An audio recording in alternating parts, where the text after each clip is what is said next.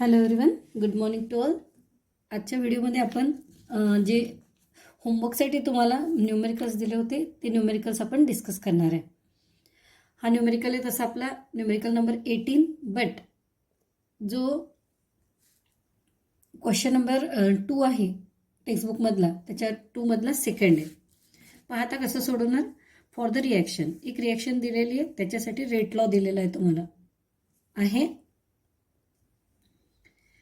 How does reaction rate changes if concentration of OH is decreased by a factor of 5?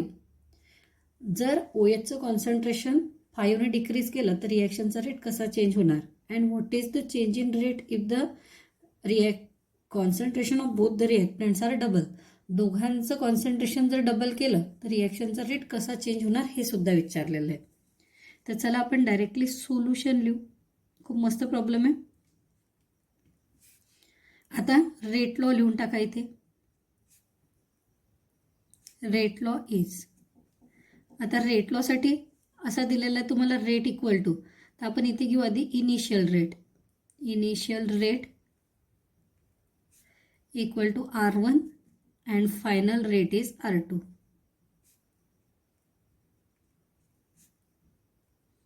आता या रेटच्या ठिकाणी R1 लिहू आपण. काय लिहू. R1 equal to K concentration of CH3Br into concentration of OH negative. चालेल. आता आपल्याला काय करायचं, याला म्हणायचं इक्वेशन नंबर 1. याच्यातले तर फर्स्ट केस अप्लाय करू आपण. How does reaction rate changes if concentration of OH is decrease by factor 5. म्हणून मग R2 इक्वल टू हा लिहायचा इथे K. इथे CH3Brला कॉन्स्टंट ठेवा तुम्ही, कारण त्याच्याबद्दल काहीच नाही सांगितलं. याचं कॉन्सन्ट्रेशन कितीने डिक्रीज करायचं. डिक्रीज करायचं म्हणजे त्याला डिवाइड करायचं 5 ने.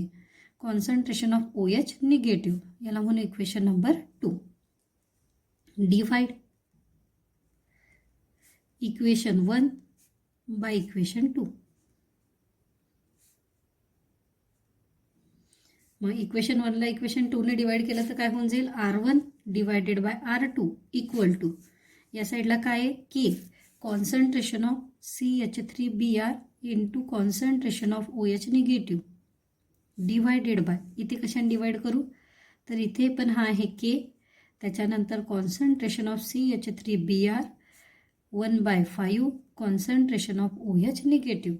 क्लिअर इथपर्यंत.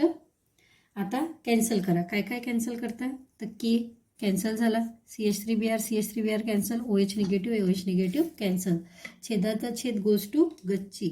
दॅट मीन्स काय आलं आपल्याजवळ R1/R2 equal to 5. Therefore R1 equal to 5 times R2. R1 equal to 5 times R2. ठीक आहे. आलं तुमच्या लक्षामध्ये कसं सोडवायचं याला ते. नंबर बी सोडवा आता. म्हणजे जर कॉन्सन्ट्रेशन डिक्रीज केलं तर कॉन्सन्ट्रेशन काय केलं डिक्रीज, तर काय विचारलं how does reaction rate changes if it is decrease by. मग असं पण लिहू शकतो आपण. Or R2 equal to R1/5 means reaction rate इथे लिहिते पहा खाली. Reaction rate decreases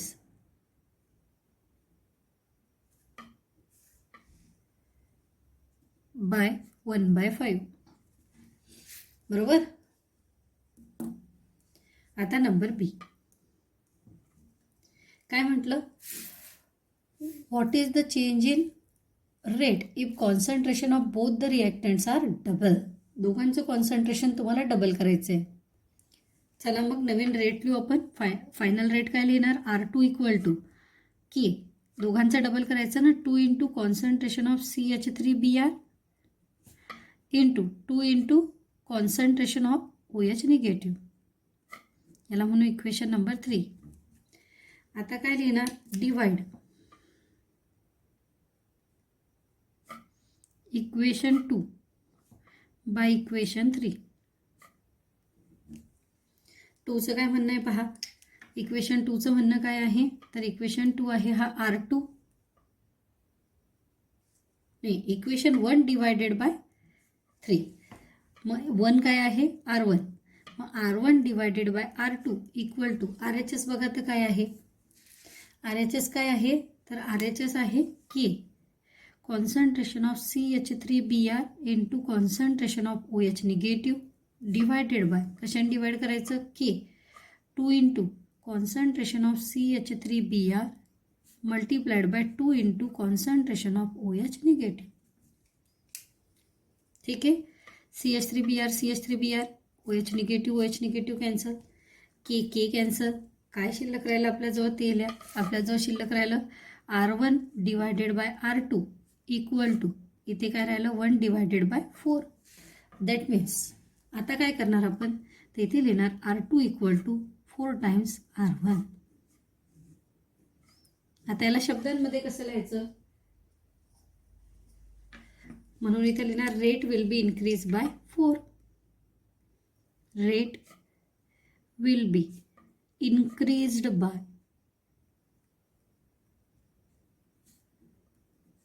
4. आलं लक्षामध्ये. तर चला एकदा पॉज करा आणि लिहून घ्या. क्वेश्चन तर आहेच तुमच्याजवळ. क्वेश्चन जो आहे हा तुम्हाला टेक्स्टबुकमधून पण लिहू शकता. क्वेश्चन नंबर 2 मधला 2 आहे तो. इथे लिहायचं असेल तर एकदा पॉज करा, लिहून घ्या एवढं. नेक्स्ट इथून स्टार्ट करा ए पासून. हे सोल्युशन पासून ठेवते थोड्या वेळासाठी. ए पर्यंत पूर्ण लिहा.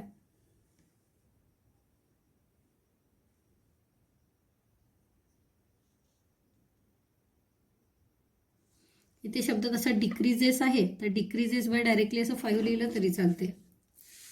Next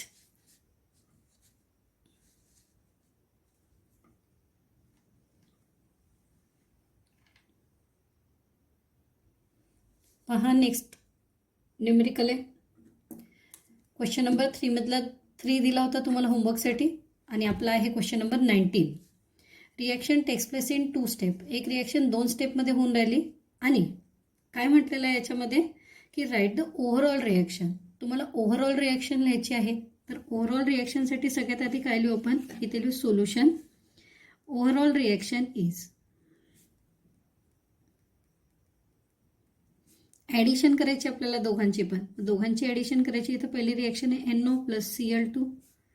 it gives NOCl2 plus इथे काय आहे NOCl2 plus NO. It gives 2 times NOCl. For overall reaction, cancelling the common terms or या साईडला घेऊन आलं तर मायनस होऊन जाईल. NOCl2 cancel. बाकी तर ॲज इट इज राहते ना. NO पण कॅन्सल का? कसं काय पॉसिबल आहे?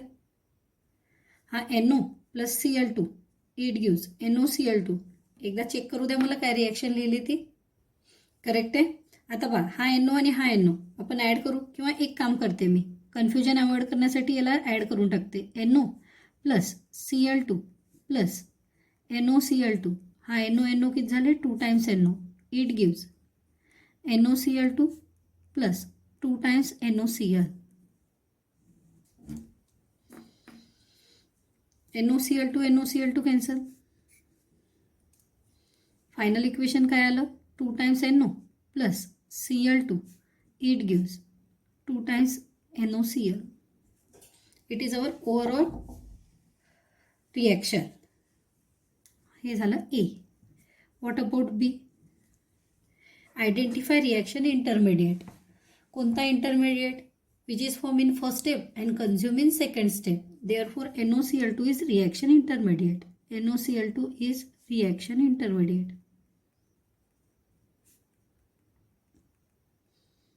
का बरं म्हणतात हे लक्षात आलं का? पहिल्या स्टेपमध्ये तयार होतो, दुसऱ्या स्टेपमध्ये तो कन्झ्युम होतो.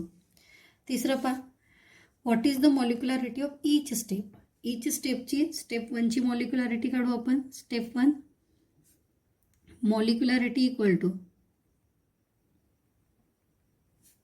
किती आहे number of molecules taking part in the reaction. किती आहे हा 1 आणि हा 1 मीन्स किती आहे 2. अँड सेकंड स्टेपची हा NOCl2चा 1 NO1. Therefore, step 2 molecularity equal to 2.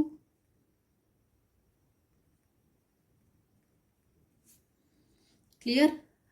So write down. Question सांगितला आहे तुम्हाला, क्वेश्चन नंबर 3 मधला 3. आधी क्वेश्चन घ्या लिहून, तुम्ही पॉज करा screen.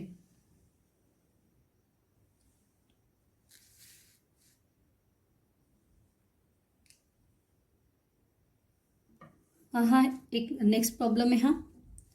For the reaction twice A plus B it gives product, find the rate law from the following data. जो डाटा दिलेला आहे याच्यावरून तुम्हाला काय करायचं आहे? Rate law. डायरेक्ट सोल्युशन घेऊया आपण. 3 इक्वेशन बनवूया. पहिलं इक्वेशन कसं बनणार पहा. रेट वन इक्वल टू काय होऊन जाईल, किंवा एक काम करू, आधी रेट लॉ लिहू k concentration of a into concentration of b, याची पॉवर किती घेऊ? एक्स, याची पॉवर घेऊ वाय.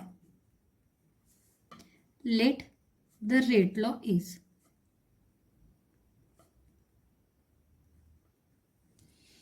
ठीक. आता rate 1 equal to R1 equal to इथे लिहू आपण के. एचं कॉन्सन्ट्रेशन किती आपल्याजवळ? 0.3 पॉवर एक्स. बीचं कॉन्सन्ट्रेशन किती आहे? 0.05 पॉवर किती आहे? Y. R2 equal to k concentration एचं किती आहे आपल्याजवळ? 0.6 पॉवर एक्स, 0.05 पॉवर काय आहे? वाय. या इक्वेशनला म्हणू आपण 2. This equation is 3. Putting the values R3 equal to हा के इथे लिहू 0.6 पॉवर किती आहे याची? एक्स, 0.2 पॉवर आहे वाय. त्याच्यानंतर याला लिहू इक्वेशन नंबर 4. ठीक आहे.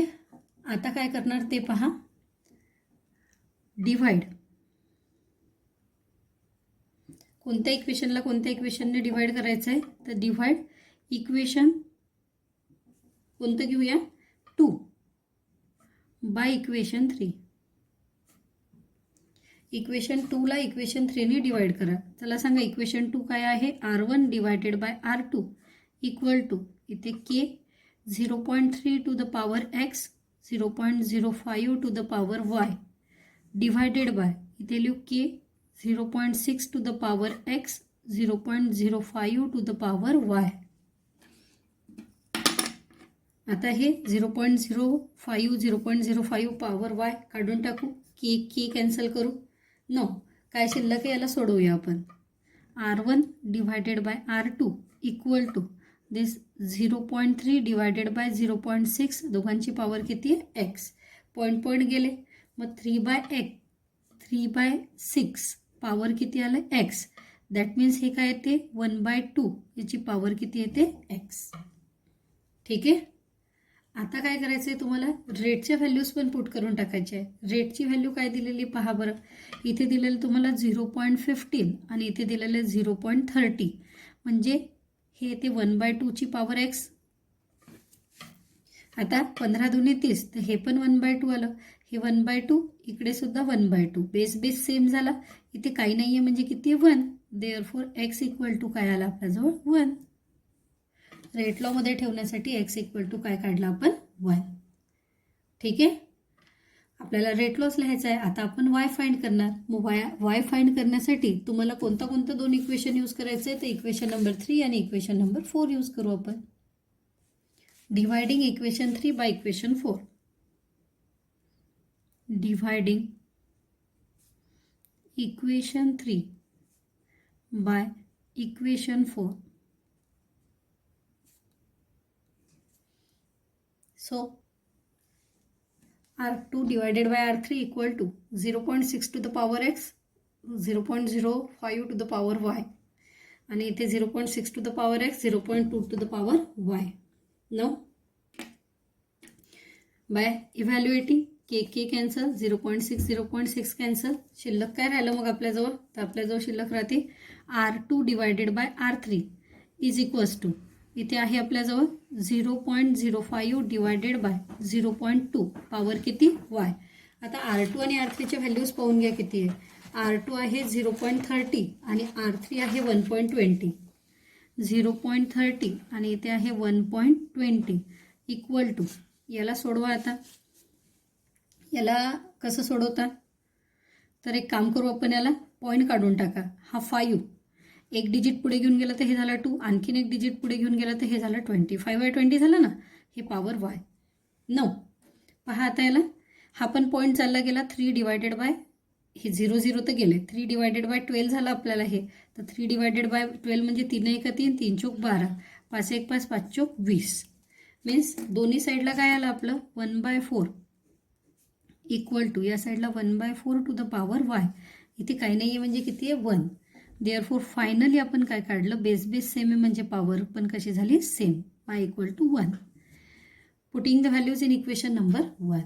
म्हणून इथे लिहू आता आपण पुटिंग द व्हॅल्यूज